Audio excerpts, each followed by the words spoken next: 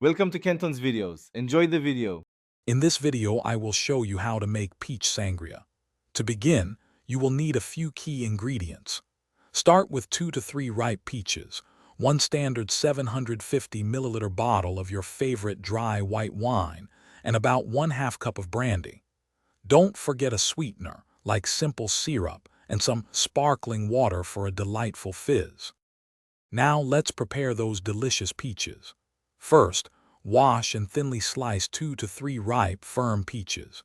You can choose to peel them or leave the skin on, depending on your preference.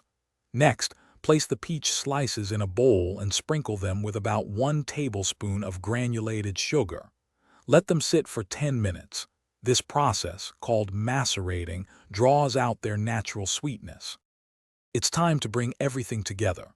In a large pitcher, combine your macerated peaches and about 1/2 cup of brandy. Then, carefully pour in one standard 750 milliliter bottle of your chilled white wine.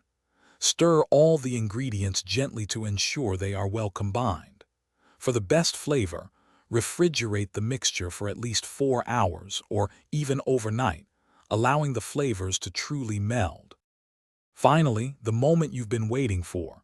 Before serving, add about 1 cup of sparkling water or club soda to your sangria for that refreshing fizz. Give it a final gentle stir. Pour the sangria over ice in individual glasses. Garnish each glass with fresh peach slices and a few colorful berries. This delightful recipe yields approximately 6 to 8 servings, perfect for sharing.